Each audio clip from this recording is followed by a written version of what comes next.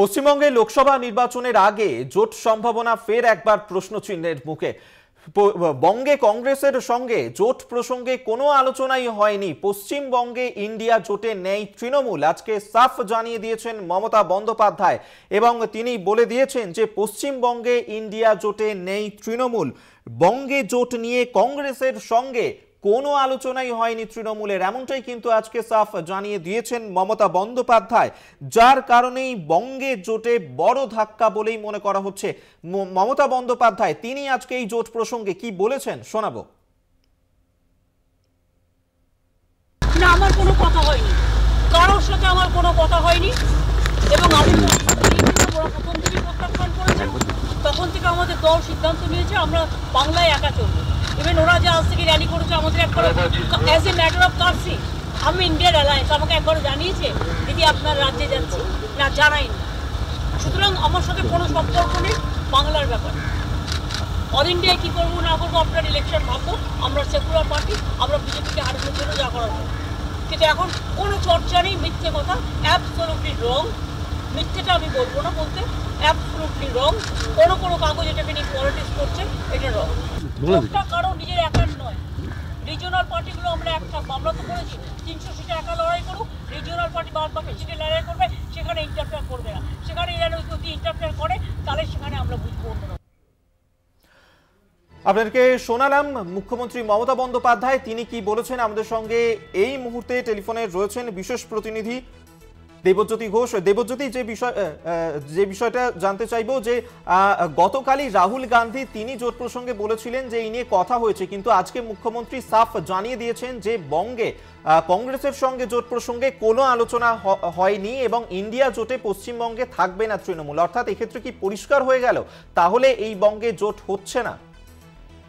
দেখো, আজকে মমতা বন্দ্যোপাধ্যায় যে বক্তব্য রেখেছেন তার থেকে পরিষ্কার যে রাজ্যে এই মুহূর্তে জোট সম্ভব নয়।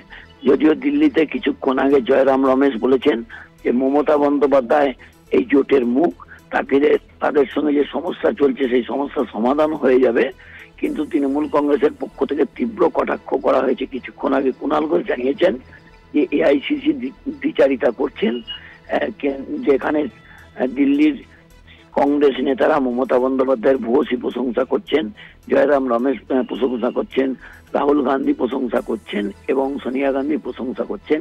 সেখানে রাজ্য কংগ্রেসের পক্ষ থেকে বিচারিতা করা হচ্ছে। অর্থাৎ তৃণমূল কংগ্রেস একাই 100, আগামী দিনে তারা কিন্তু এ রাজ্যের যে 42টা আসন সেখানে তারা একাই লড়াই করবেন। অর্থাৎ যত সময় যাচ্ছে তত স্পষ্ট হচ্ছে এই জোটের অভিমুখ এ রাজ্যের জন্য, বিশেষ করে কারণ এখানে বাম কংগ্রেস এবং আইএসএফ একইভাবে তারা লড়াই করবেন। অর্থাৎ দ্বিমুখী প্রতিদ্বন্দ্বিতা হবার একটা চূড়ান্ত সম্ভাবনা রয়েছে। সেই জায়গা থেকে আজকে মমতা বন্দ্যোপাধ্যায়ের বক্তব্য অত্যন্ত রাজনৈতিকভাবে তাৎপর্যপূর্ণ। কারণ অভিজ্ঞতি বিধানসভা ভোটের হিসেব করা যায় তাহলে দেখা যাবে যে দুটি আসন তৃণমূল কংগ্রেস হেরেছিল, মালদা দক্ষিণ এবং বহরমপুর, সেখানে কিন্তু বিধানসভা নির্বাচনের ফলে দেখা যাচ্ছে দুটি আসনেই তৃণমূল কংগ্রেস প্রায় 3 লক্ষেরও বেশি ভোটে এগিয়ে রয়েছে। অর্থাৎ তৃণমূল কংগ্রেস রাজনৈতিকভাবে যথেষ্ট শক্তিশালী। অর্থাৎ 42টি আসনে তারা একা লড়াই সম্ভাবনা প্রবল। দেবজ্যোতি, আপাতত ধন্যবাদ তোমায়। দেবজ্যোতি ঘোষ বিশেষ প্রতিনিধি আমাদের সঙ্গে টেলিফোনে ছিলেন।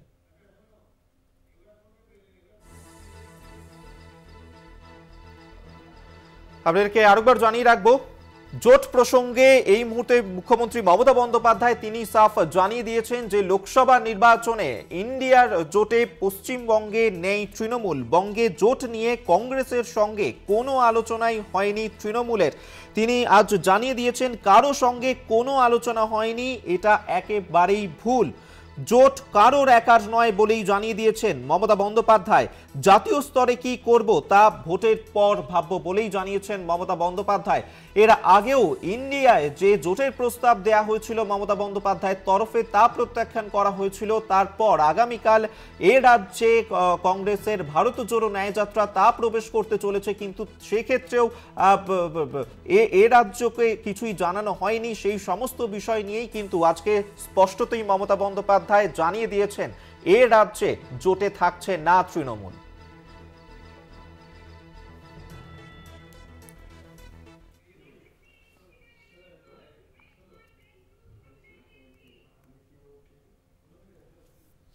এই প্রসঙ্গে সিপিএম নেতা মোহাম্মদ সেলিম তিনি কি বলেছেন শোনাবো। আমরা প্রথম থেকে বলেছিলাম ইন্ডিয়া ব্লক আসন সমঝোতার জন্য নয়, আর এখানেই তফাৎ। তিনি প্রথম থেকেই বলছিলেন আগে আসন সমঝোতা করে। আমরা বলছিলাম যে নেতা নয় নীতির কথা বলে। তৃণমূল কংগ্রেস নীতির কথা বলবে কি করে?